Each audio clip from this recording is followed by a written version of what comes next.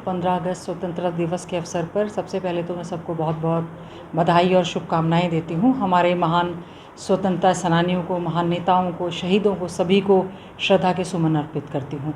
हमारी कांग्रेस पार्टी की ओर से आज़ादी मार्च का आयोजन जो है पूरे देश भर में किया जा रहा है और विशेष तौर से हमने झज्जर में भी इसकी अच्छे से तैयारियां की हैं। कल हम सब साथी मिलकर जो भी हमारे महान पुरुष हैं, हम लोग यहाँ से भगत सिंह चौक से हमारी ये जो है आज़ादी मार्च तिरंगा यात्रा एक शुरू करेंगे। यहाँ से होते हुए चिकारा चौक, अंबेडकर चौक और रावतुला राम चौक पर जाकर हम लोग जो है वहाँ पर उनको नमन करेंगे और साथ ही में एक झंडारोहण का कार्यक्रम है। इसके अलावा जो हमारे शहर के जितने भी स्मारक हैं, पंडित श्री राम जी का हमारा स्टैचू है उस पर हम लोग माल्यार्पण करेंगे। सुभाष चंद्र बोस जी का है, हमारे जो और शहीद हैं, हमारे छोटू राम जी हैं, रावमंगली राम जी हैं और इस तरह से जो और भी हमारे महापुरुष हैं और जो हमारे अब जांबाज जिन्होंने देश में अपनी शहादत दी है उनको भी हम कल नमन करेंगे। जैसे हमारा बधानी में एक कार्यक्रम रहेगा, एक कबलाना में रहेगा और उसके बाद जो है 15 अगस्त के अवसर पर हमारे सांसद भाई दीपेंद्र हुड्डा जी का सालावास गौशाला में भी एक कार्यक्रम है। ये आज़ादी हमें बड़ी मुश्किलों से मिली है और हमने इसको संभाल कर रखना है, तो हमारा एक प्रयास रहेगा आज़ादी के इस पर्व को हम लोग अच्छे से धूमधाम से मनाएं। हमारा युवा जो है अच्छे राह पर चलते हुए देश की तरक्की में पूरी तरह से योगदान करें। इसके लिए इस पर्व को कल हम बहुत ही धूमधाम के साथ हमारे सभी कांग्रेस के और सभी आमजन जो है इसको बहुत ही अच्छे ढंग से बनाने का कार्य करेंगे। समय क्या रहेगा मैम? सुबह हमारा जो है 6:30 के करीब हम लोगों का असेंबल होने का कार्यक्रम है। 7 बजे के करीब हमारी ये जो है आज़ादी का पर्व मनाने के लिए जो है ये यात्रा हम लोग शुरू करेंगे। और एक हम ये चाहते हैं कि एक परंपरा बने, जैसे कि कई जगह पर प्रभात फेरी का आयोजन किया जाता है जिस दिन स्वतंत्रता दिवस, इंडिपेंडेंस डे है, तो हम लोग चाहते हैं कि इस तरह का आयोजन हम लोग हर साल करें।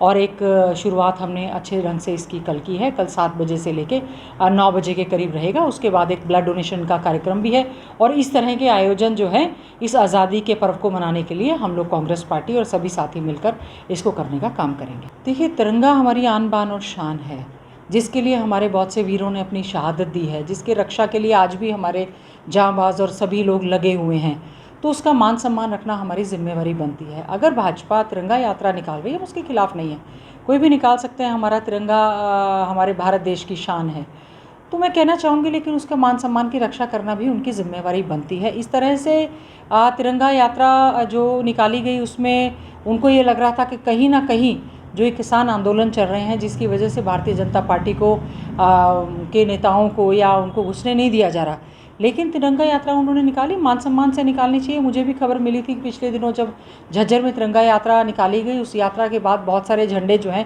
कूड़े के ढेर में मिले और मैं समझती हूँ इस तरह से किसी भी हालत में तिरंगे का अपमान नहीं होना चाहिए।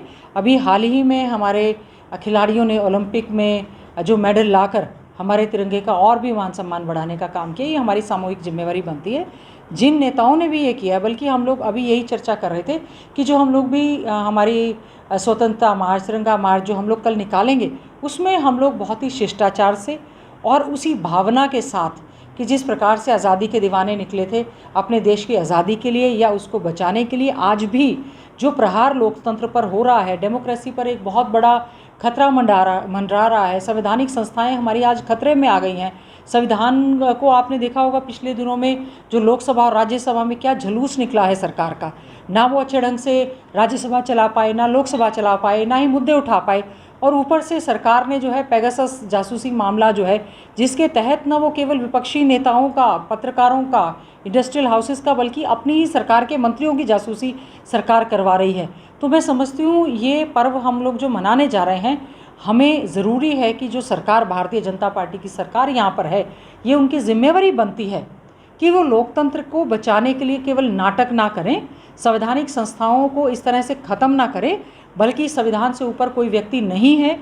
कल के दिन हमें ये भी सोचना चाहिए कि जिन दीवानों ने हमें आज़ादी दिलवाई है, उन्हीं के जो किसान, हमारा अन्नदाता जो बॉर्डर्स पर बैठा है, हम यही चाहेंगे कि चाहे वो केंद्र की सरकार हो, चाहे राज्य की सरकार भी हो, जो किसान अन्नदाता हमारा सड़कों पर करीबन 8-9 महीने से बैठा हुआ है, जिनके 500 से ज़्यादा किसान हमारे शहीद हो चुके हैं, सरकार इस पर्व के साथ साथ उनकी बात को भी सुनने का काम करे।